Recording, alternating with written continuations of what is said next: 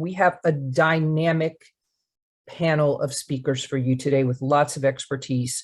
Our program today is Solutions to Achieve Building Energy Performance Standards. We're looking at policies being implemented now that require owners and operators to manage their buildings with certain energy performance standards. This session will offer you a better understanding of the BEPS, or Building Energy Performance Standards, regulations for Maryland and strategies for compliance. Again, the 7th program in our Connecting to the Energy Economy speaker series, and it's made possible by the support of the sponsors listed on your screen. We want to take a moment also to highlight our voltage sponsors. BGE has been with us as a longtime supporter and partner. Schneider Electric is supporting the series for the first time this year and joining us with our final program later this afternoon. We're always happy to have Siemens sponsoring. They will be joining us also today for the double feature session on Master Energy Plan Design and Implementation for Facility Maintenance and Operation at 2:30. And then finally, special thanks to our returning sponsor, power sponsor CohnReznick, an award-winning advisory assurance and tax firm with offices in Bethesda, Maryland. So again, a really incredible lineup of speakers. As a reminder, our speakers' bios for today's program are posted online at the www.mdcleanenergy.org/BEPS URL. I'd like to take an opportunity now to introduce our moderator, Lisa Ferretto, who's the Senior Director of Sustainable Practice and Knowledge at the American Institute of Architects. Lisa, take it away. Thanks, Kathy. I'm very happy to be here today as part of the Maryland Clean Energy Center Speaker Series. As Kathy said, we have a dynamic panel today, lots of knowledge in the room. So I'm going to introduce the panel and then we'll get started. First up, we have Michael Powell. He's a member at Gordon Fenblatt in the firm's Energy and Environmental Practice Group. We have Mark Stewart, the Climate Change Program Manager for the Maryland Department of the Environment. Jared Lyles, a mechanical engineer with Maryland Energy Advisors. Ben Rausch is a principal at FSI Engineers, mechanical engineer, fire protection, commissioning. You'll hear more about that. And then Allison Shea, who's the vice president of sales at Limbach Company. So we're going to get started. Again, we have a really great panel today. Michael and Mark will sort of set the scene, talk about the Maryland Climate Change Commission and the recent legislation that just passed, the Climate Solutions Now Act, and what that means for BEPS. Jared and Ben will go into more of a deep dive with benchmarking, electrification. And then Allison and Jared and Ben will also talk about implementation strategies and considerations for compliance. So without further ado, I'll pass it off to Michael to get us started. Okay, thank you, Lisa. My job here is to say, why do we have these new standards? I think many in the audience are used to energy efficiency standards to get a green building certification or to simply improve energy consumption. But these are driven from an entirely different set of principles and policies. But it's going to affect eventually every building in the state, though initially we're talking about larger buildings. Next slide. One of the things you have to recognize is that the kind of greenhouse gas reductions that we are seeking to achieve have changed over time. The goalposts have been moved. In 2009, I was part of the group that negotiated the original Greenhouse Gas Reduction Act. We set a goal of a 25% reduction by 2020. That was, we thought, very ambitious. And then a longer term goal, not a mandate, of reducing by 90% by 2050. The Maryland Climate Change Commission that I serve on and that Mark Stewart staffs then came along and said in 2021, we need to improve those numbers. The science had indicated that we need bigger reductions. So we called for a new goal of a 50% reduction by 2030 and a goal of net zero by 2045. Those numbers weren't picked out of the air. They were based upon scientific analysis of what the United Nations said the world as a whole needed to meet. But obviously, going from a 25% reduction by 2020 to a 50% by 2030 was pretty ambitious. The Maryland General Assembly decided we weren't ambitious enough and decided we needed to achieve a 60% reduction by 2031 and a goal of net zero by 2045. These percentages are not easy. Each percentage decrease in greenhouse gas production or emissions that we achieve is much, much harder and much, much more expensive than the percentage before. So when the legislature went from 50% to 60%, we're talking about a pretty large impact. Next slide. This is what, if you post them on a graph, has happened. The blue line is what the greenhouse gas inventories have been. At the time this chart was done, that dotted line was a projection, but the actual measurements have come in about the same. And what happened there is primarily we were replacing coal plants with natural gas plants, helped to no small effort by the shale fracking, which provided cheap gas. But a lot of that was that. Another big part was increase in mileage for cars. But the commission had recommended that orange line. The General Assembly came up and said we had to meet that red line. All of the low-hanging fruit is gone, okay? One of the things I'm going to tell you is that we've got to scramble to meet, we would have scrambled even to meet that orange line. The red line, we don't yet have a plan to get there, though we're working on it. Next slide.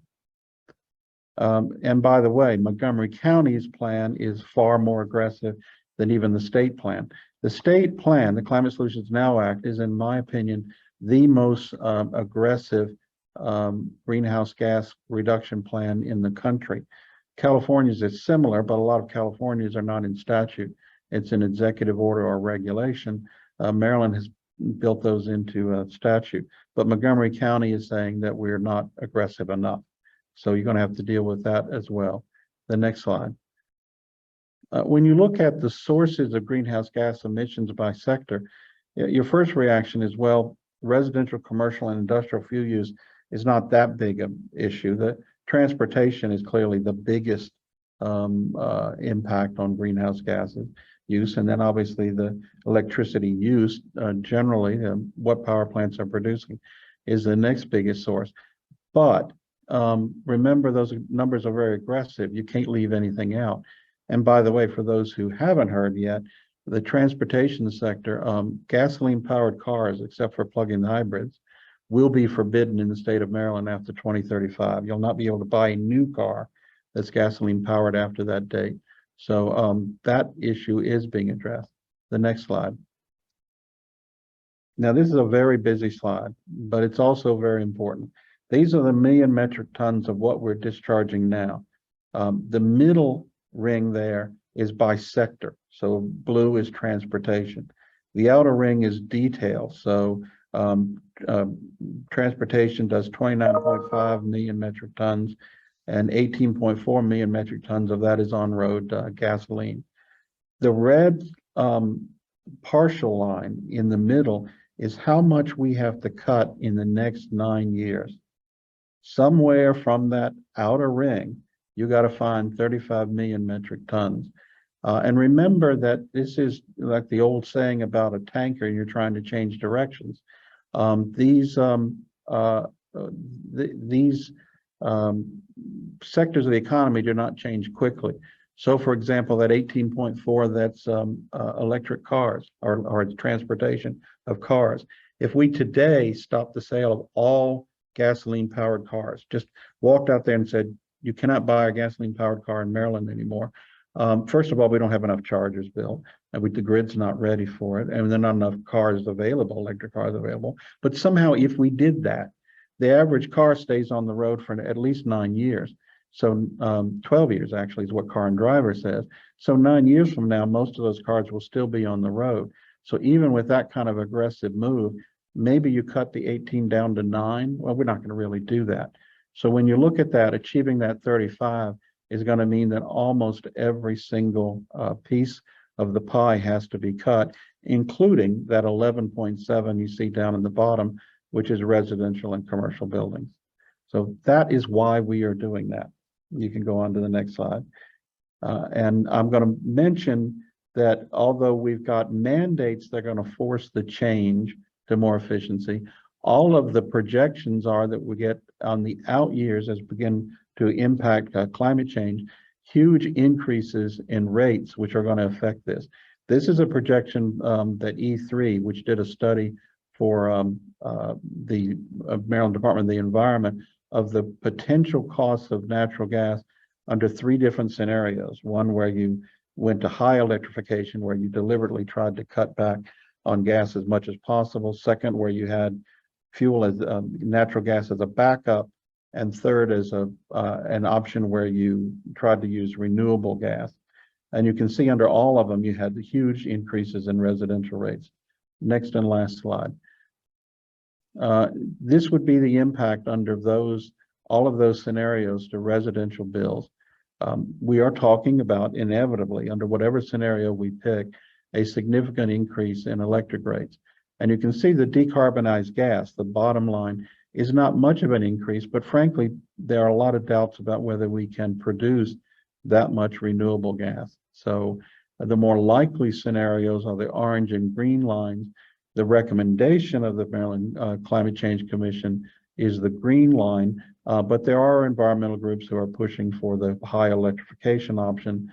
And quite frankly, I don't know how Montgomery County will meet their numbers without going to that kind of high electrification option.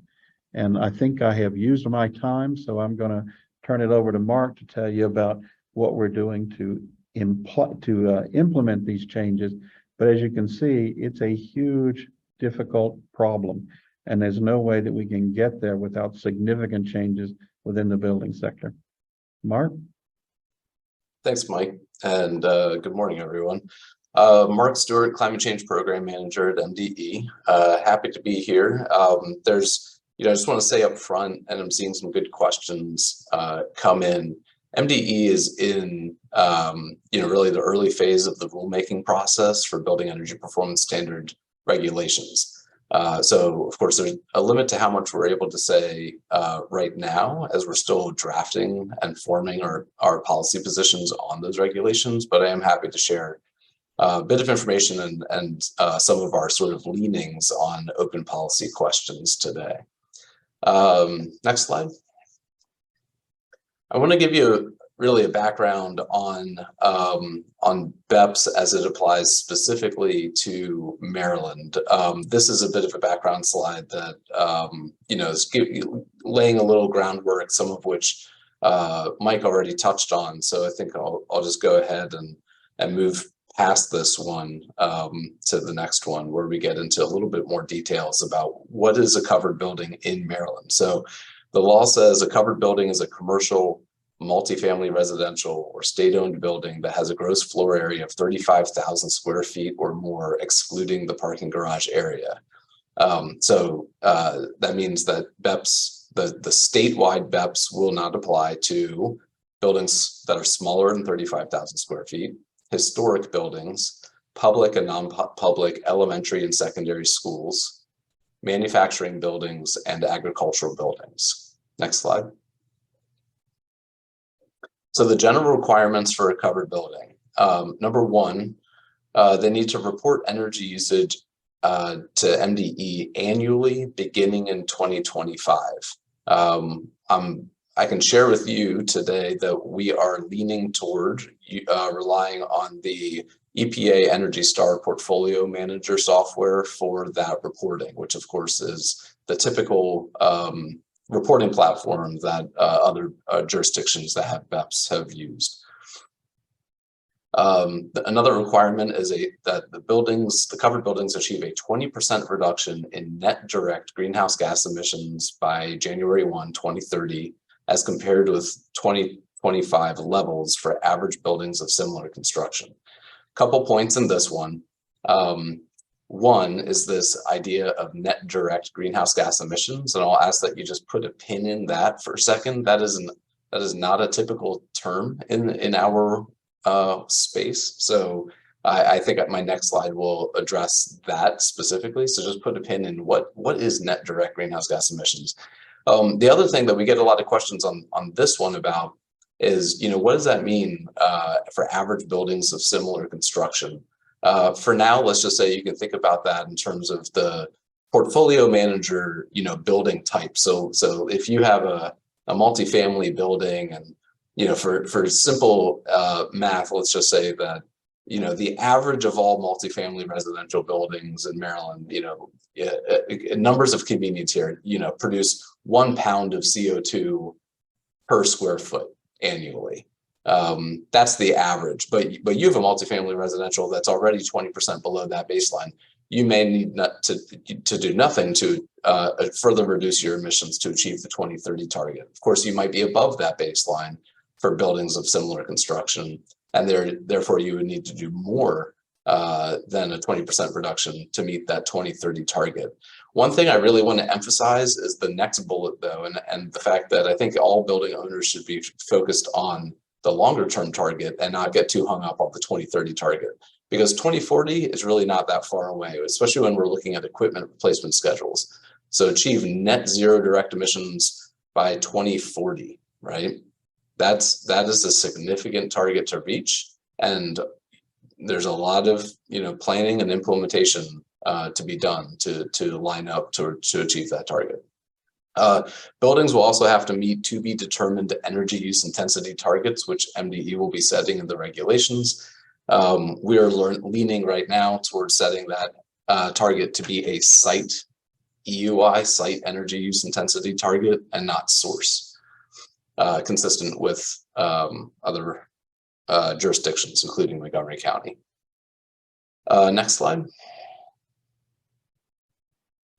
So net direct greenhouse gas emissions. The law specifies what direct greenhouse gas emissions are. And of course, those are emissions that are produced on site by covered buildings, typically from appliances and equipment that combust fuel for space heating, water heating, and cooking.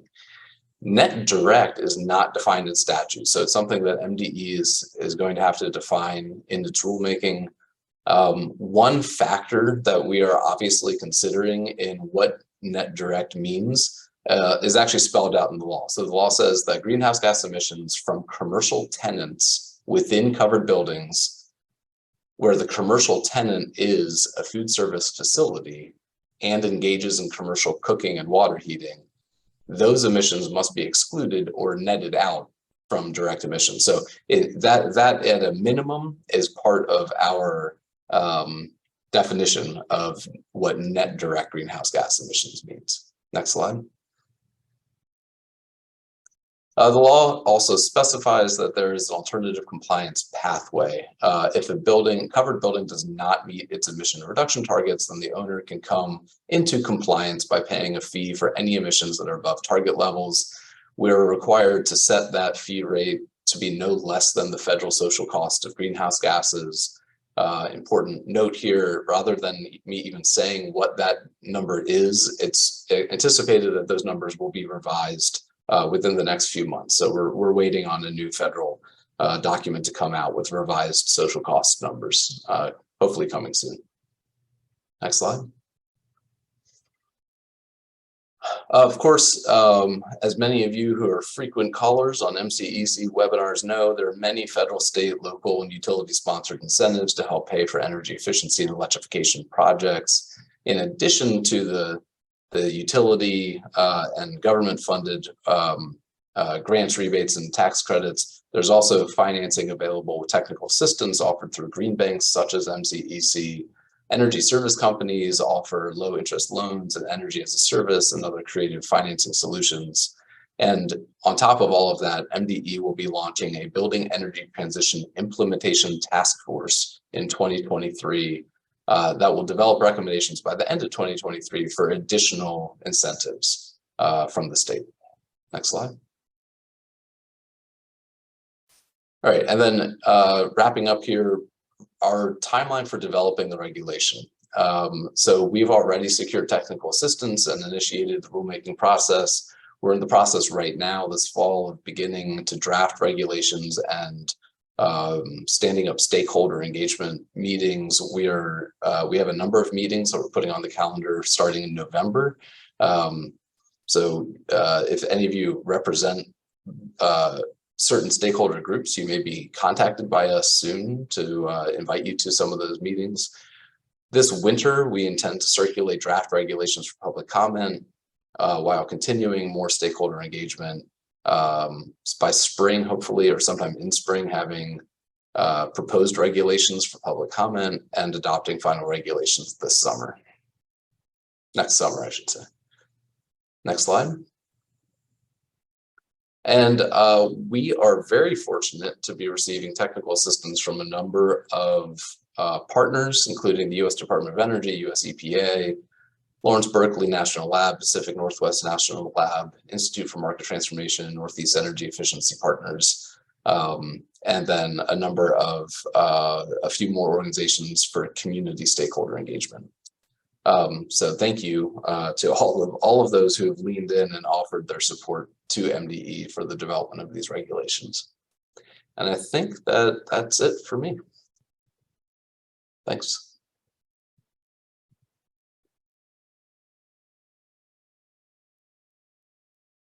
Oh, sorry. I forget if I'm passing it off to someone else. No, I'll take it, Mark. So.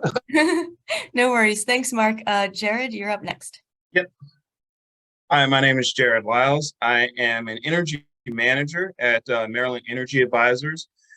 We do energy consultation, energy, and just advise on energy as well as purchasing renewable advisement. And I actually help lead up the benchmarking efforts at MDEA. Next slide, please. So benchmarking is an integral part of the building performance standards because we are trying to change or improve the efficiency of our buildings. And of course, it's really difficult to improve what you don't measure.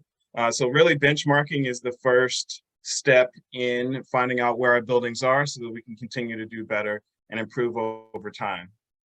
Next slide. All right. So what I really want to do is highlight the differences between benchmarking and building performance standards, and then also help to understand the different metrics that are out there that the different buildings performance standards use, because they are a little different for each jurisdiction. And in the case of even Maryland and Montgomery County, overlap. So a building performance standard is policy. So it's enacted by a jurisdiction, either a state, in our case, the state of Maryland, in some cases by the county. So if you are in Montgomery County has their own separate building performance standards. Next slide. All right. Really the point and the goal of these building energy performance standards is allow people to see how well their buildings do on some sort of benchmark or standard compared to another building.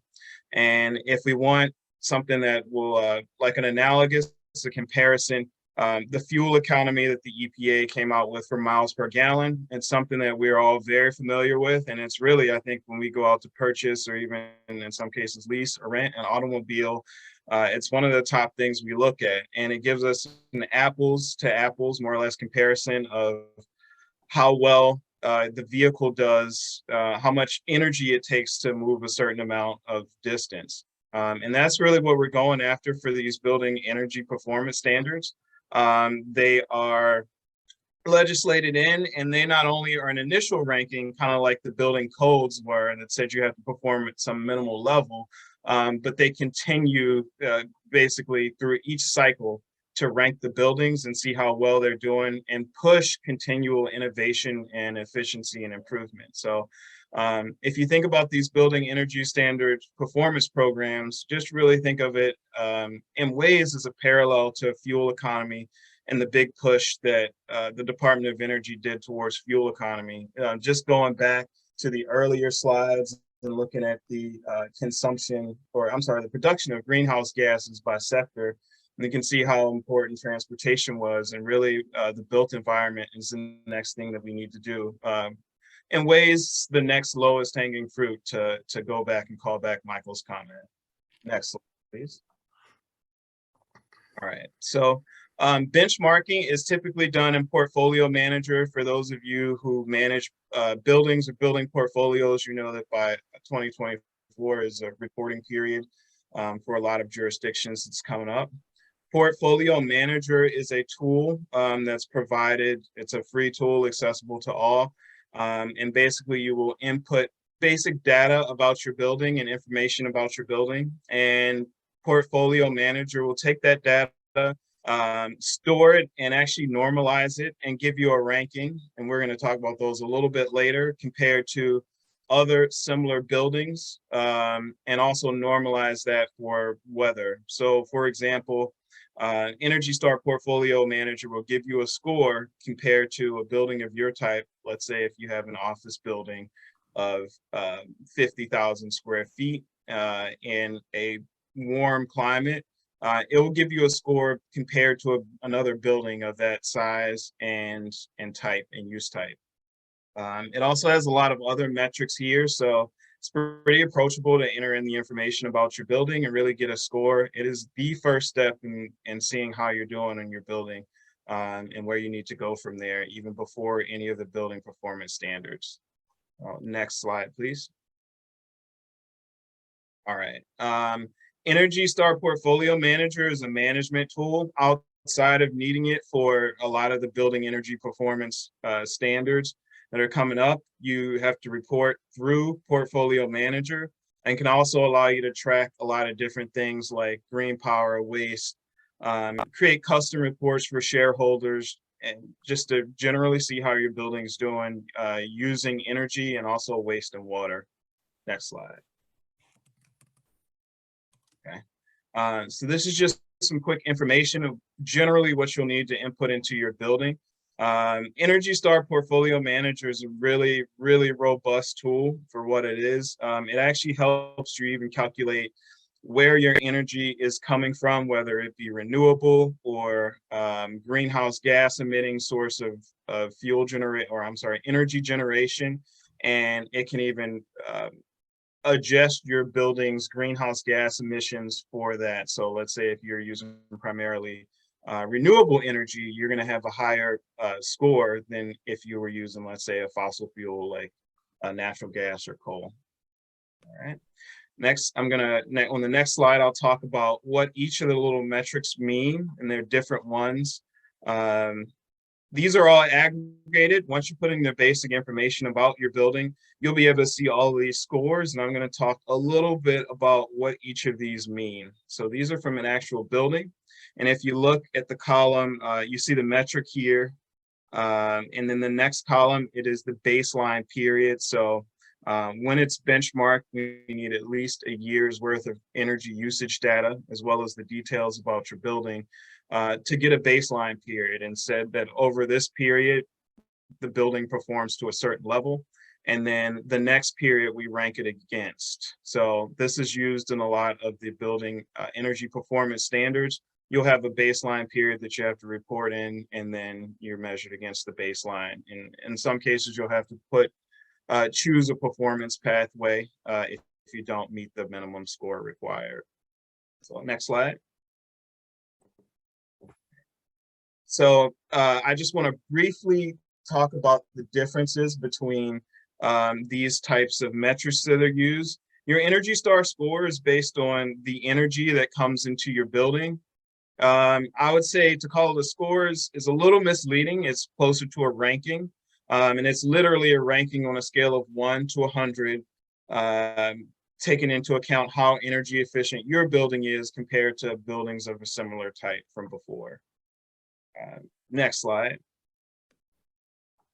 So your source EUI is what's used to help calculate your Energy Star score.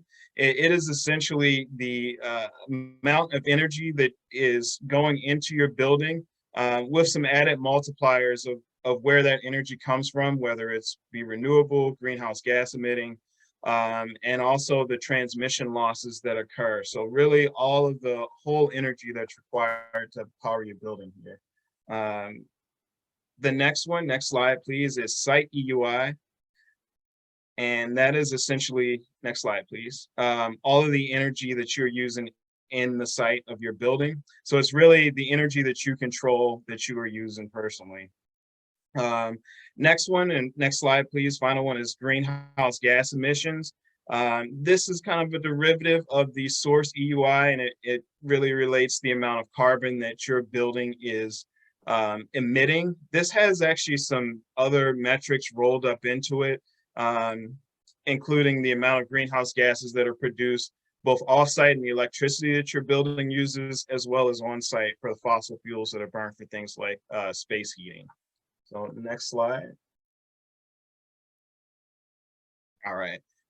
Building energy performance standards are newer, and these are in development as they are in Maryland and all around the country. So we can look to other places for examples just across the country.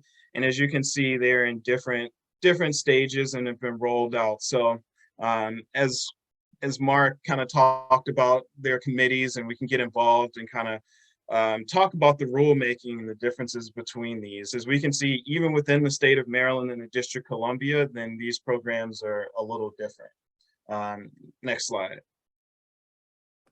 All right.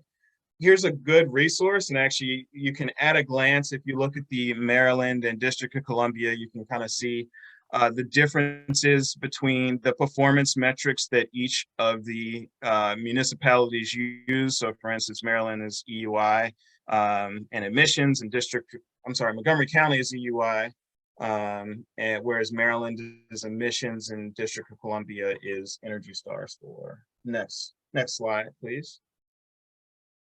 All right. So really quickly, this is kind of like an overlay of that. Again, District of Columbia is general score. Montgomery County is site EUI, so just the energy used on site, whereas Maryland as a whole is really meant to complement Montgomery County standards and look at greenhouse gas emissions. So let's say for Montgomery County, it would disincentivize something like electric resistance heat, whereas Maryland would look less specifically at that and maybe be neutral towards electric resistance, but the two standards together really target greenhouse gas emissions. Next slide. All right. And of course, you can think about this, and we'll talk about it a little bit later in questions if anyone is interested, the different implications that source EUI, site EUI, and greenhouse gases emission metrics might have on how we approach actually improving our buildings, which Ben is going to talk about in the next section here. So I'm going to go ahead and turn it over to Ben Roush, and he's going to talk about some of the technologies that we use to improve our building score if we don't meet the minimum scores required. Thank you, Jared. For this section, we're talking about energy costs. We are going to talk about heat pumps a little later on. And at the end for the Q&A, Jared and I could probably go 20 minutes on the geeky nitty gritty, you know, really fun, deep, wonky stuff on the incentive structure that Jared alluded at there about these different programs and, you know, the big deal. What is the big picture? What are we really trying to do? So I'm Ben Roush. Like Lisa said, I've got a lot of letters after my name. I'm a mechanical and fire protection engineer and the holder of other certifications. Our company needs to do work. Most of our company is based out of Seattle, where we already have an all-electric code. So when I'm talking about implementation, it's from a place of actually dealing with moving gas buildings to electric because we had to. We didn't have an option. I am also the AIA Baltimore Committee on the Environment Chair and bunch of other things, was part of the Climate Solutions Now push with AIA, which was really interesting. Next page. So I slipped this in here. You'll have clickable links when you share all these slides. So you can go read about these different BEPS programs and you can get into the nitty gritty, and then you can email me and Jared back when you end up with the deep technical questions. Next slide. All right, we're going to talk about the Maryland Building Decarbonization Study. It's by E3, and it was an appendix to the Maryland Commission on Climate Change yearly report. So that's one of those links that you can click on a couple pages back. Mark could go at length about the process that they used to develop this, but the end all is really, I want to highlight some results specific to utility rates And Michael got into it for just a minute on his slides, but I want to make sure people understand that there's an economic reason to go to electric systems, even if none of this legislation was pushing you that way. BGE has a similar report out, and there's been a lot of confusion because they're both by E3. I've been working my way through the BGE report, though I'm not done. Their focuses are slightly different. Out of the BGE report, the most fun thing I took away was they've got 1.3 million electric customers, and they've got 700,000 natural gas customers. And that means there's already a lot of all electric buildings out there. It's interesting. Anyways, next slide. So this study looked at 3 scenarios: high electrification, electrification with fossil fuel backup, and a decarbonized methane. And you can see the fuel mix falls off slowly. And the decarbonized methane would be things like manure and biodigester capture, things like that. And the high electrification assumes we're almost completely phasing out gas. And then electrification with fuel backup assumes you're only using fuel, you're only using fossil fuels when it's very cold out. You have heat pumps, but you're backing them up with fossil fuels. Next slide. So there you go. You've got different carbon reductions, and even in the high decarbonized methane, it's still doing pretty well. It's nowhere near the target we've got to get to 0 by 2045. Next slide. This is where it got fun when you're kind of geeking out. You've got overall energy demand decreases anyways. Our buildings are getting more efficient, and as we take old building offline, demolish them, and as we put new buildings online, we're already gonna do better. As our transportation goes from electric to gas, or from gas to electric, they're substantially more efficient, as Jared was talking about.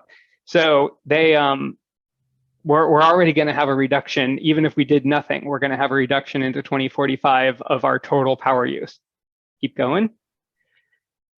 Here's where I geeked out into the rates. So when we do like long-term cost projections of systems, we like to do 25 and sometimes even 50-year projections of rates.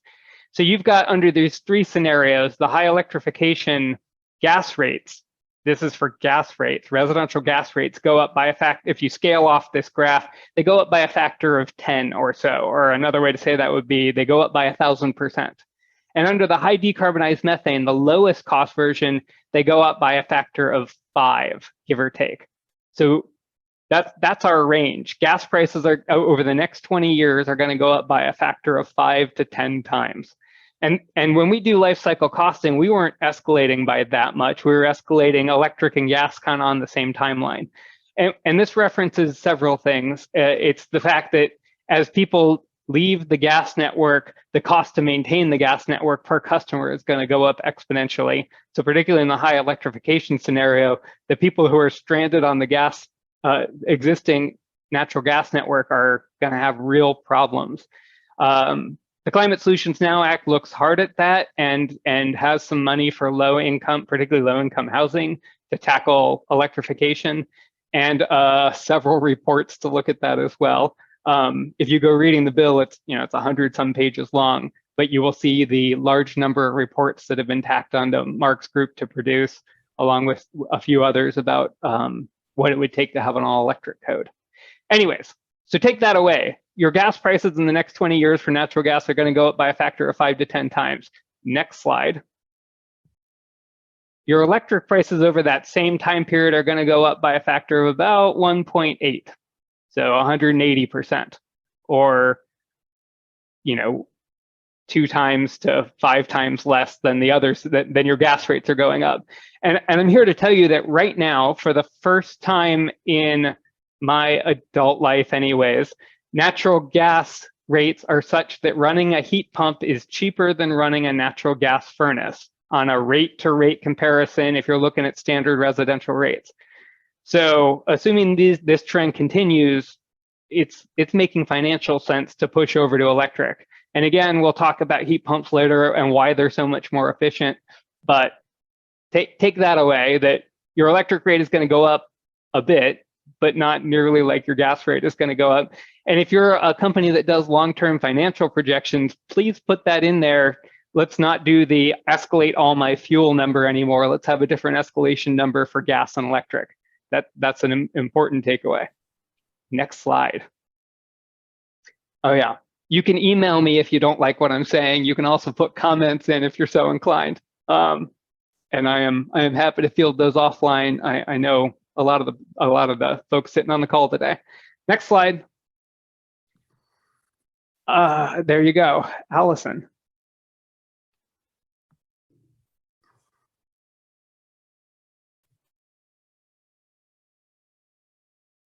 Thanks, Ben. You caught me off guard there a bit. Yeah, I know, a rapid ending. Yeah, it was an abrupt turnover, so but appreciate it.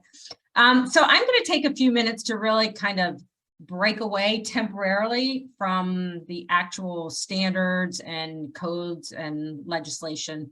But first, by way of introduction, I'm really excited to be a part of this panel, just from the sheer point that energy and now building energy performance standards is really true to and dear to my heart for a number of reasons. I'm a dyed-in-the-wool product of the DMV, born and raised here, graduate of Virginia Tech's mechanical engineering program, and what's going on in the region related to greenhouse gas emissions, sustainability, et cetera, is really important to me. And I'm hoping one of my 4 kids will find their way back to the area. So this is all relevant to me.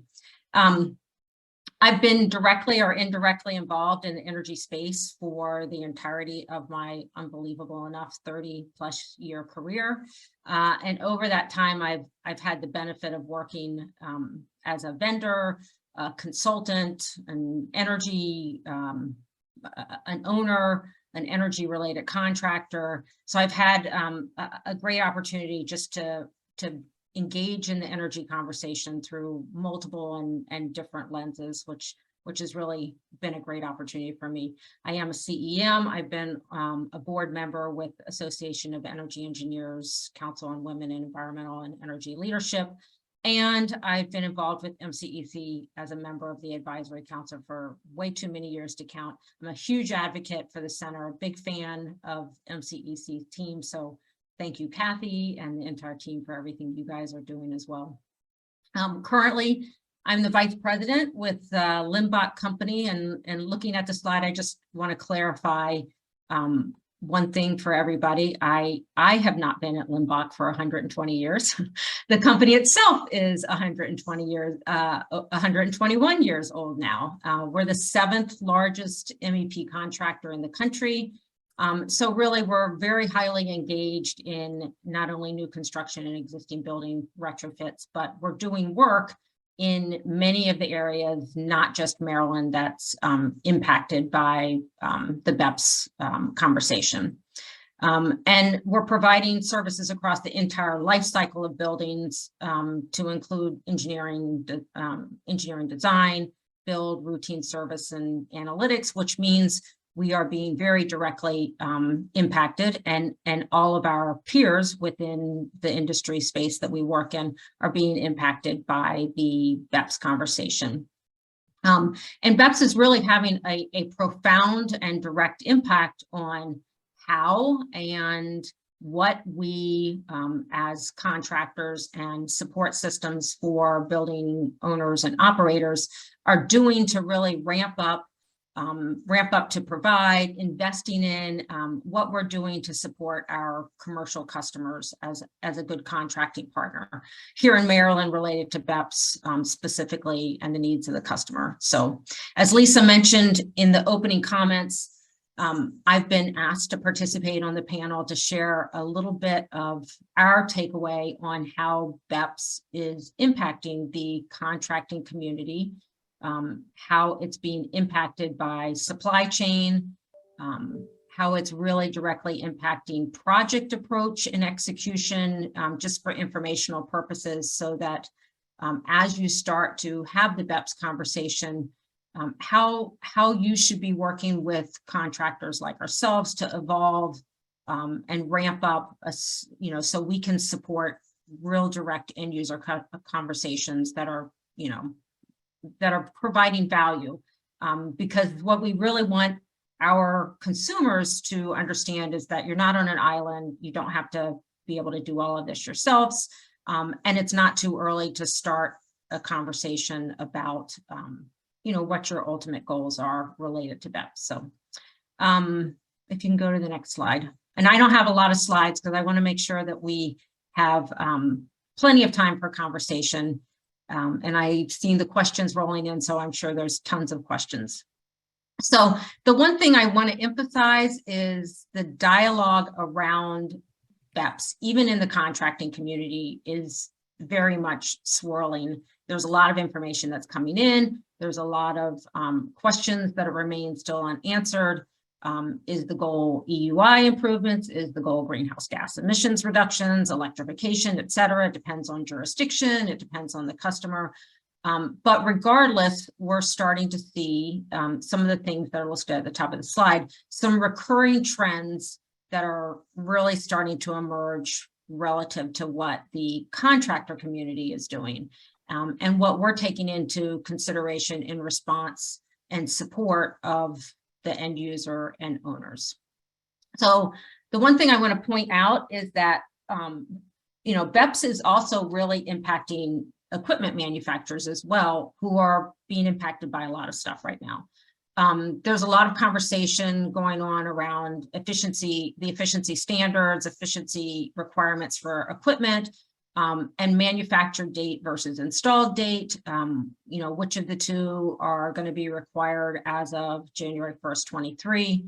And all of this is being impacted by the supply chain itself. I mean, with delays in the supply chain, contractors are really starting to focus on ways to support getting equipment orders in now and getting creative on the budget process, just because it's not uncommon for us to see, a 50-week expectation on equipment delivery.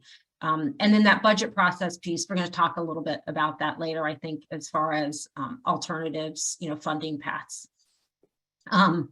In addition, we're continuing to see price increases regularly from equipment distributors, which is putting even more pressure on tightening the timeline between pricing and decision making.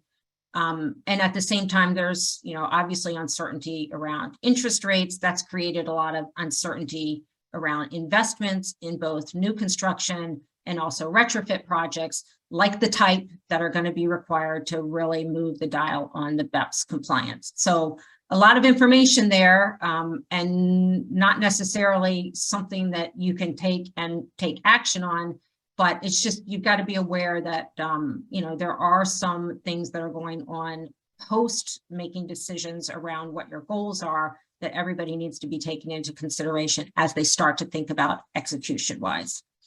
One thing about service providers, I would say commercial and light commercial service providers are really starting to ramp up by modifying their inventory plan to really reflect changes in the equipment technologies, especially since heat pump technologies are continuing to evolve. I think the service providers are really focusing on making sure that they are poised to not only provide, equipment modifications and service components for the older equipment, but as we start to see probably a big impetus around moving towards higher efficiency technologies, the service community is really focused on making sure that they're in a good place to support consumers and customers in that regard as well.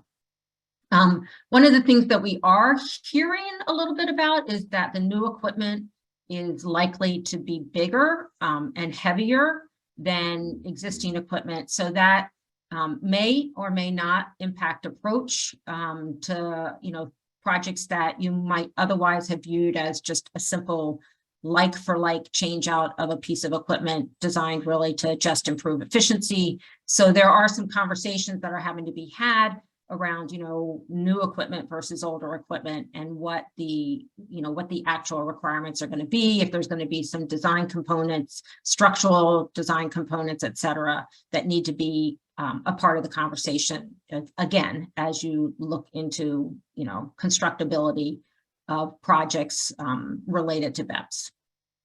Energy recovery, it's an obvious and inherent part of the packaged equipment. conversation. It has very much renewed interest as part of packaged equipment solutions. Also, we're hearing a lot about on-demand water heating and combined heat and power. They're all getting everybody's attention. And in some cases, we've really had to redirect our own thought processes as a contracting community. So as an example, traditionally, we've really approached projects based on maintainability and ease of service and pure play electrical energy savings. Not so many years ago, there was a real push to move from electricity to natural gas. In some areas, the trend now is to move from natural gas in some jurisdictions, which in many cases not the first approach we would have taken only a few short years ago. So again, I just emphasize, you know, there's a lot of moving pieces on the construction and contracting side, you know, that need to be a factor and recognized as these projects start to move forward. So a lot of information there about kind of questionable items and things that are going on in as far as conversations, but you know, it's not all doom and gloom. There are opportunities to really leverage the contracting community to help move these projects forward. So I've shown a number of things at the bottom of the slide. These are some of the areas that my recommendation would be that, you know, end user owners, property managers, facility management professionals should all be seeking and counting on support from the contractor partners. In other words, this is really how companies like our own are helping to reduce the anxiety piece around BEPS and really how we're trying to be a good partner in this entire conversation and help facilitate in helping, you know, end users meet the goals. So the first area is really around communication. My suggestion is that you start now discussing the changes with that you're concerned about or planning for with preferred providers. They're really a great resource. If you're working with a provider, they should understand the minimum efficiency requirements and compliance dates and help you to navigate equipment selections based on what your individual goals are. Again, whether they be to remove natural gas and improve EUI or whatever they are.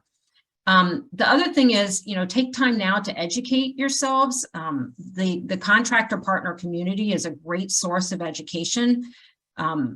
You know, companies like our own are making sure we're prepared to explain how the changes are going to impact a number of things that consumers care about, like first cost, expected energy use based on the equipment selection. Will the anticipated improvements be in the form of energy savings or carbon reductions? Those are all conversations that most contractor partners are either ramping up to be able to have the conversation or already in a position to be able to support the conversation. As far as planning, Jared shared the energy portfolio. He talked a little bit about how powerful the tool is, really even outside of BEPS. So, you know, I think this is a good time to really start digging into like, how is your building performing? And to start leveraging, you know, companies like our own to be part of the planning process. I mean, this is a great time to be thinking about condition assessments, life cycle analysis, budget priorities, allocations of funding. All of those things are going to be impacted by BEPS compliance requirements. And the contracting community is a great source of help, you know, related to that. And all of these items really need to be part of any kind of deferred maintenance or end of life discussions that are moving forward from this point on. So it's really important to be working with the contractor or installing provider and having these conversations as you make those decisions. Again, the message here is really reach out to the community, start working on putting a plan together. You know, you're not on an island. Technology wise, this is also a really great time when owners and end users could be turning to the contracting community to help with technologies that are outside of just the equipment alone. So, you know, items like building automation systems, they're going to become increasingly important, not that they aren't already, as a measure of maintaining building performance.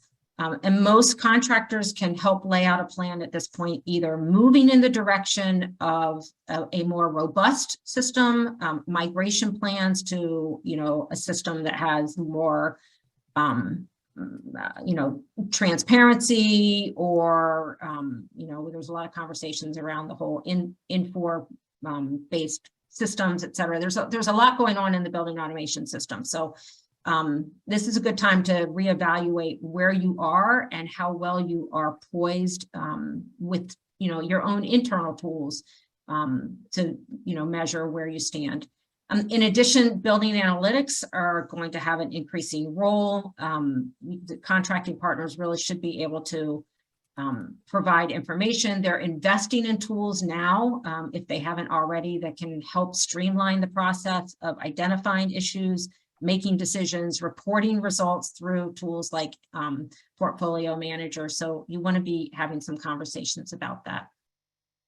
Also, the regulatory changes are really mean that companies like ours are having to start to be flexible enough to have in-house expertise to look at work very differently and through the building energy performance standards lens. So for us, as an example, this means, you know, we're starting to have to make some additional investments in the engineering portions of our business that we would not have otherwise, so that we can help customers consider what we would call an orange rather than a simple equipment change out now, something that we would have to look at very differently than we might have a couple of years ago.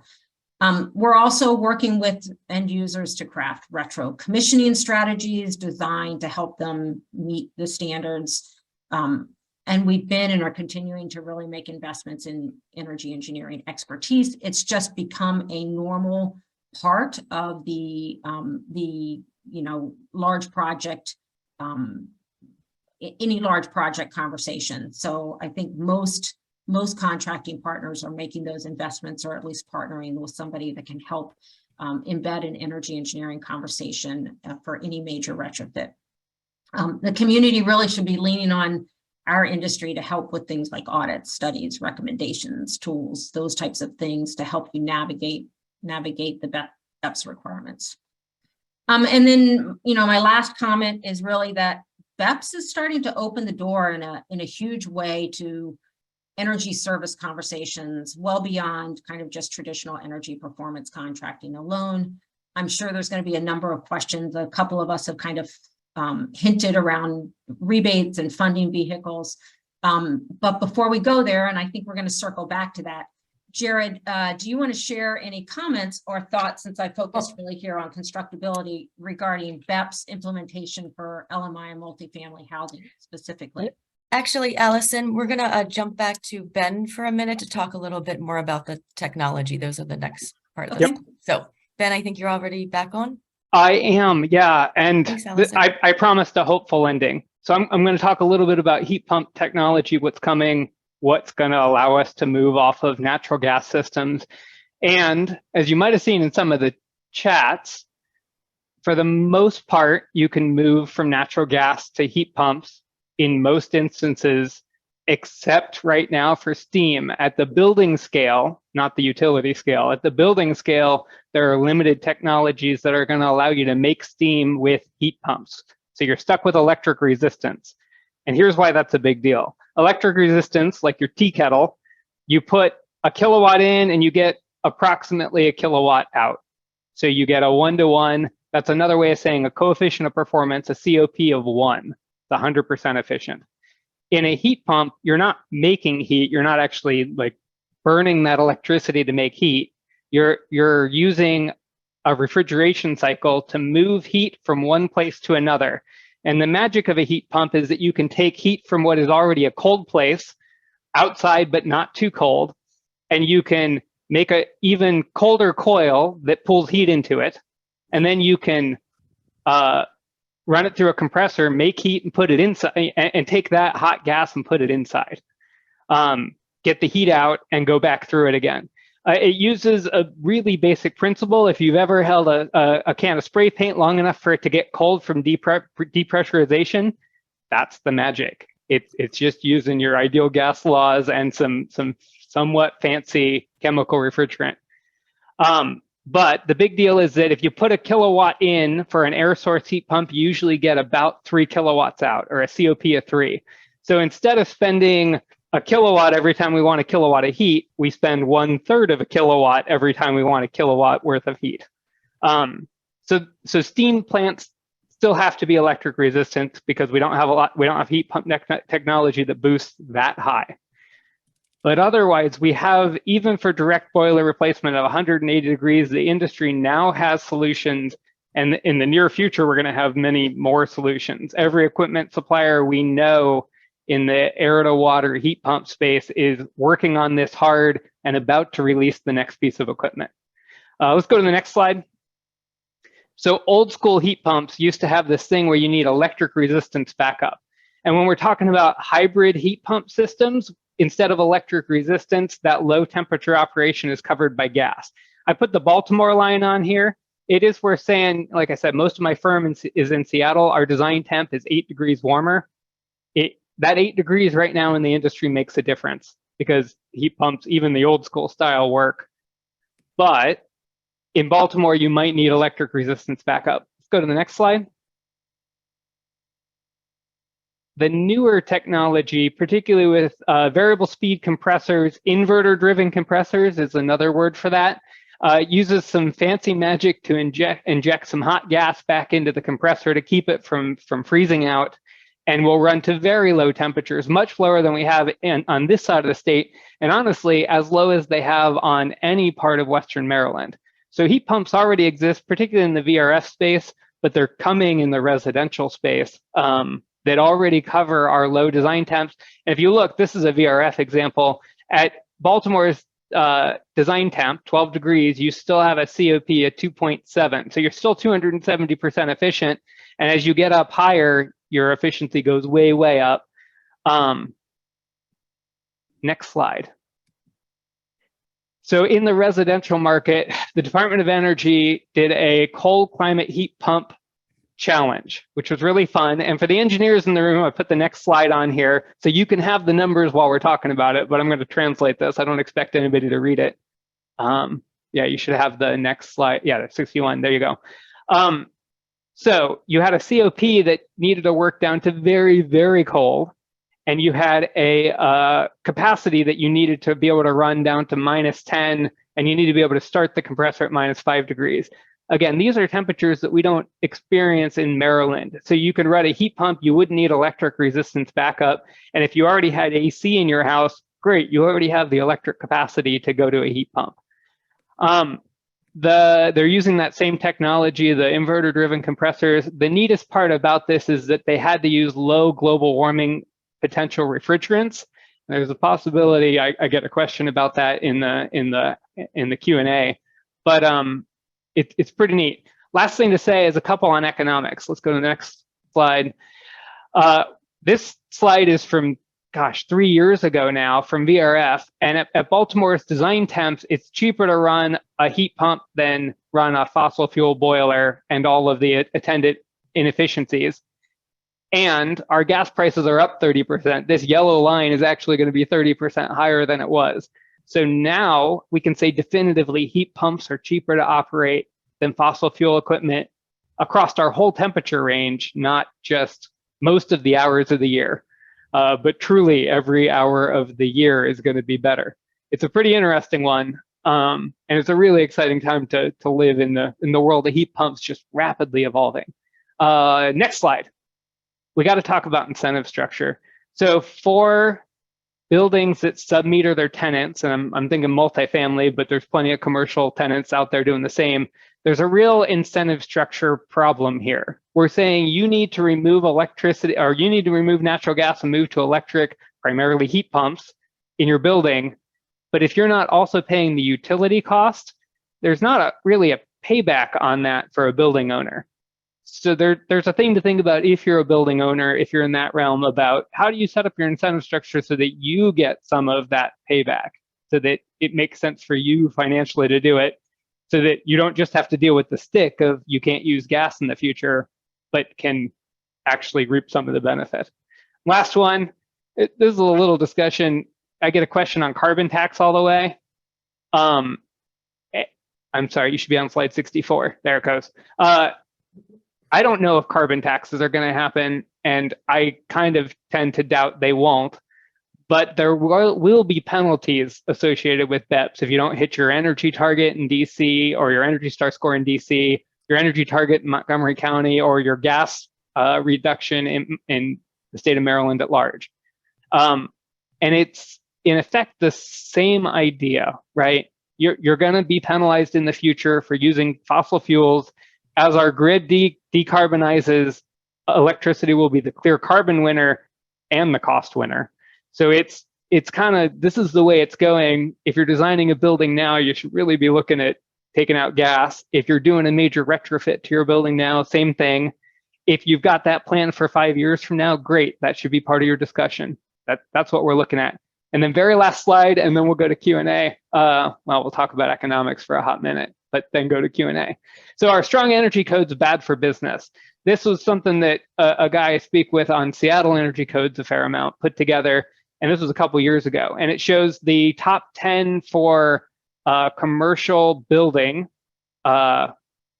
locations, and the bottom 10 are the unhappy smiley faces. And if you look, it's hard to draw a correlation here that the best energy codes in the country are really stopping building, living out there. California, Washington, and Maryland's doing quite well with IGCC at large in the locations that have adopted. It's not statewide, so we don't get dark green.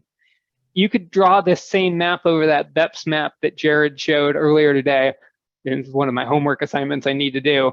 And you could see a similar correlation that it doesn't seem like people are holding off building buildings because BEPS is coming or because BEPS is here. It's going to be an interesting future, but we're going to stop developing here, I think is an argument that you got to look hard at, because there's still economic reasons to develop here. All right. Now we're doing, there you go. Thank you, everyone. Thank you to all the speakers today. I'm sure the audience can see we have a lot of experience and expertise, and I have such a great panelist. They've already answered almost all of the questions in the Q&A as other presenters were presenting. I do want to go back and just field a few of these. So Ben, I might, some of the simpler ones, I think you and Jared might be able to answer, type in. I know, let's see, Diana had a question that Kathy can answer live for us. The question is, are we looking at DC's retrofit accelerator to help low-income buildings meet BEPS goals? Yes, Kathy? other great ideas.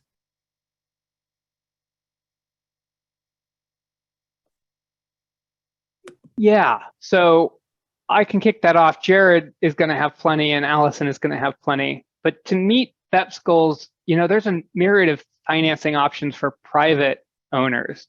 For public owners, for low-income housing, the Climate Solutions now is trying to deal with some of the low-income buildings. And for public buildings, there can sometimes be some real runaround about how you get your tax incentive and who has to take the tax incentive, how much of that actually passes through the owner. But for private clients, for private tenants, particularly existing buildings, you've got, you've got ESCOs if you want to go that route, energy service contracting. You've got PACE, property assessed clean energy. You've got green banks, including soon a Maryland green bank. Or did that already happen? I'm having trouble keeping track of the actual deadline, but I'm thinking Kathy probably would know that one. And I know I'm missing some other acronyms on ways you might finance it outside the traditional financing model of just, taking out a loan. Jared, do you want to tag in? Yeah, so sorry about that. I was actually answering a question in the chat when you first called on me there. Yeah, so there are a lot of incentives. So I actually personally worked on a project with DC Department of the Environment. This is more for DC directly, but they also have DC Green Bank as well as DC SEU, who provides grant funding essentially for some of these projects. There was a question asked a little earlier by David Borchardt, if you all can find it in the chat, where I gave him a couple of links as well to some of our utility programs that offer some pretty attractive incentives, especially around control systems, which really, I think, in my personal opinion, is some of the best way. And I think Allison talked about it earlier, is the best way to really pick some of that low-hanging fruit. I hate sort of using that analogy, but it's really good. So if you go after your control systems with the building tune-up program that BGE and PEPCO offers, let's say, and you have a building that's running when it doesn't need to be, then your building controls can help offset that. And one of the really good secrets that you can do about this is you can actually use your contract with your existing contractor. So a part of that spend on your maintenance, you can actually have that covered through one of these business incentive programs to help you upgrade or commission your building management system, which can really save you a lot on your energy bills to help you kind of meet those scores. It's one of the first things I say you should look at, or I think you should look at.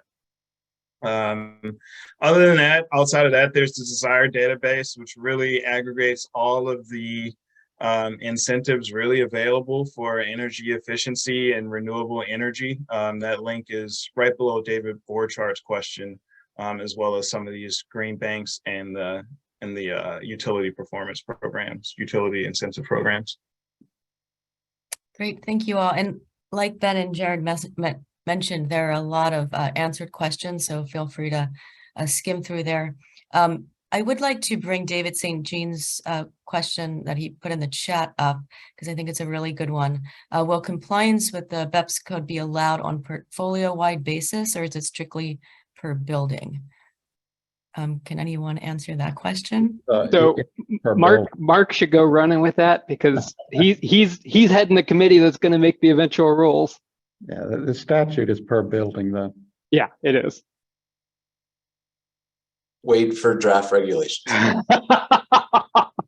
Good answer. Good answer. Right. And I think we all know why David's asking that question for campuses and other groups of buildings that are sort of connected onto one meter. So something else to think about and figure out in the future. And so David, specific to buildings like yours, your local, if you have several combined systems and it has to include at least connecting 2 buildings and an underground pipe, which I thought was a pretty interesting requirement. But if you've got that, you get an exception. Like, you can keep your central boiler plant if you have that exception. You're going to need to meter it. You're going to need to be able to break that out for gas usage. But there's a possibility that your conglomerated buildings get some level of nod.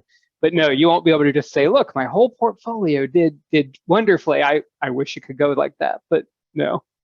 And to a little bit what we alluded at, we will not have the final rules for a long time. We know what the statute says. We know what the law says must occur. But the exact way that buildings are going to be broken out by age and use and construction type, we won't know those for a long time. So it's going to be interesting. Those will be publicly open committee meetings, and I'm looking forward to lively discussion.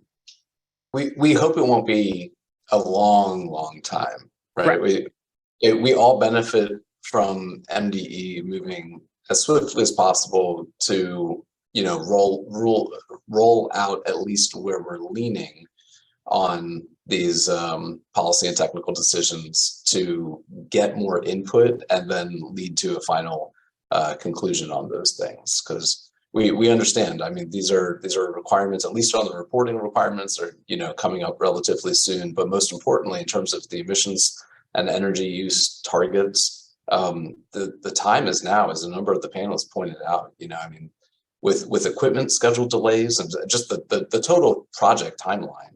the time is upon us to really think about how do we start making those improvements later this decade to achieve not the 2030 but the 2040 goal. Yeah. So Mark, while you're unmuted, there's one that I'd really like your take on. I think you're the right person. What's the role of metered or community solar in meeting BEPS compliance in Maryland? And then I'll speak to the Montgomery County part. Wait for the draft regulations. So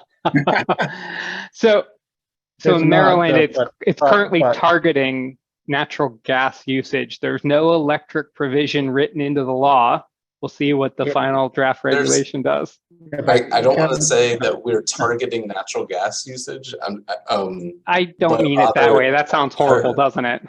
No, the law is definitely targeting greenhouse gas emissions, and very importantly, there's a lot of conversation that focuses a lot on gas for good reason, but we've got a number of buildings, a large number of buildings in Maryland that use heating oil and propane, and those have higher levels of emissions and higher energy costs.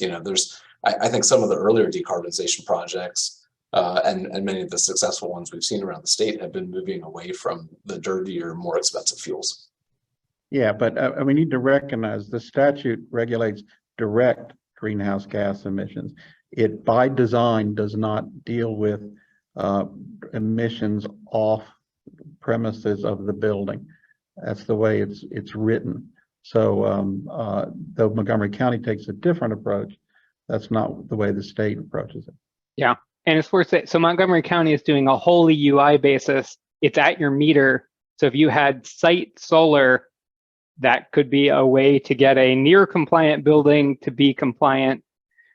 There's some work to do there about, would solar be a cheaper retrofit than a heat pump? And that's going back to the Jared and Ben and Allisons of the world to start doing some early planning studies.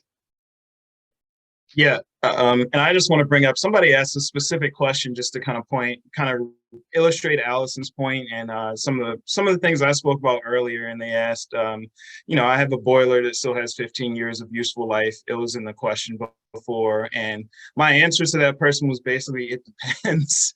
The question was probably, they asked if they could supplement that with a less efficient heat pump system.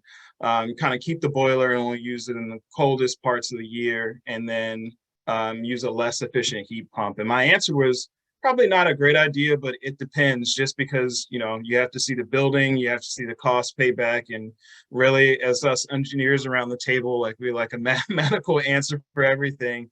And you also have not only the math and the science, but also the legislation to kind of work into that with the building energy performance standards. So I'd say get the numbers, get the facts straight, and then, give us a call or your internal folks to figure that stuff out. Yeah, I just to echo that, Jared, I think specifically that's where we're going from the contracting community. Just in general, the conversations that used to be so clear cut, like, hey, this is the approach you probably want to take, really warrant a very different type of conversation going into those projects now, with a lot of different considerations. So as Ben mentioned, there's equipment delay times, there's all of this stuff, start the conversations now. It doesn't mean you have to pull the trigger and move on something immediately, but you need to start the conversations because they don't happen as quick as they used to. And you want to spend some time, the time is warranted around making sure that you've got it teed up in the right project before you do move forward. Yeah, and make sure your folks are talking about near future technology. Mm-hmm. Right? We're all talking to our reps, and our reps, every second or third week, I'm super stoked to find the new lowest temp heat pump that I've found. It really is an amazing time for heat pump delivery. Most projects, we say if you can wait a year to do that thing, you can probably heat pump without electric backup for up to 40 tons, which is a pretty big rooftop. Kathy, do you want to answer this one on the retrofit accelerator for LMI? It says you want to answer it live, or did you want us to answer it live? I did answer it. The answer was yes, we are looking into that, among other good ideas. Right, and then a bunch of you guys chimed in after that. So I just don't know how to mark it complete. So it's still kind of hanging around there. But Okay, since got you it. called me into the room, let me just ask a question of all of you.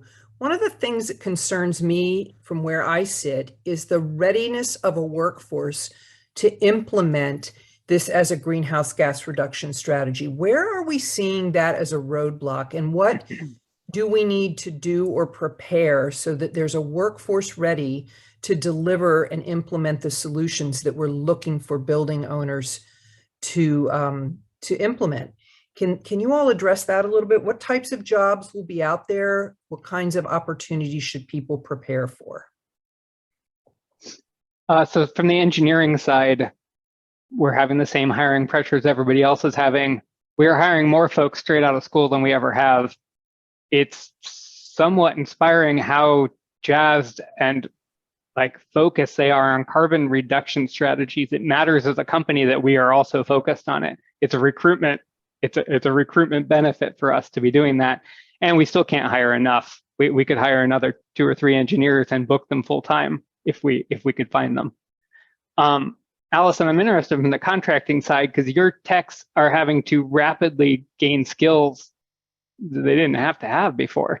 Yeah, well, and that's combined with an already very depleted workforce of tradespersons. I mean, that's a huge challenge within our space, really finding qualified tradespeople and new people that are going into the trades. And the fact is that the technology is rapidly advancing while the workforce is aging. I mean, significantly. And so, you know, we're looking for, I mean, we already have a small workforce, and then the workforce that we have has the perception of equipment and solutions and approach that is becoming very quickly dated. And so we're trying to gear up and partner with, you know, community colleges and trade schools and driving the conversations in that area. But we're constantly looking for people. We forever have, you know, a large offering of like, hey, we're looking for these people, you know, come on board with us from, you know, the HVAC, plumbing, electrical trades, but also the building automation system. I mean, it's very difficult to find building automation system technicians. So I think there's opportunity in, you know, all of the spaces, all the way across the life cycle of these projects, from engineering through the trades part, through service technicians, et cetera. I mean, I think it's opening up a lot of opportunity. We just got to find candidates interested and get the word out about how the industry is changing, because I think there is a perspective in some ways of it, you know, people viewing the industry based on old technologies and not necessarily recognizing that there's significant innovation going on in the space. And for those that are younger and innovative and interested in those types of jobs, this is a space that could serve those purposes that wouldn't necessarily be on their radar. Thank you, Kathy. That was a great question, and Ben and Allison for speaking from your perspective. And from my perspective, from coming from the architecture side, it really needs to start with the up and coming architects, soon to be architects in schools. There's something, the Solar Decathlon is starting this week. We have, the AIA has the COAT Top 10 for students. It's all about coming to a zero carbon, equitable, healthy environment. And Julie just put something in the chat as well about then, of course, building maintenance. Once the building's in use, what do we do? So we're kind of at our time now. I actually want to give the last question back to Mark. You mentioned some stakeholder meetings coming up, draft comments. Can you just give a quick summary on that, of how people can stay involved and know what's going on with next steps with the state's law? Yeah, so we're starting to do through IMT some outreach to community groups. So there are a lot of community partners, especially in low income housing. That's a very important constituent group for us. So I think it's next week through Casa de Maryland, we're going to have a Spanish only session for some low income tenants. We then are heading into mid-November through mid-December, a number of stakeholder meetings, meeting with the owners of hospitals and office buildings, so on and so forth. I mean, you can kind of imagine the breakdown of our building sectors, district energy owners, to have more targeted conversations about what BEPS means and for MDE to be listening to their interests there. We'll take some of the information that we hear to help us craft draft regulations, and then in the wintertime, we hopefully we'll be prepared to then, with some draft regulatory language, have a little bit more in-depth conversations with reaction to regulatory concepts, moving toward spring-ish deadline for firming it up and putting in a proposed reg. Great, thank you. Thank you so much. Kathy, I think you have one more slide to close us officially out. I do. And once again, I want to thank this amazing panel. What a fabulous program. We have had so much exchange with the audience behind the scenes, and you all have been great about answering their questions.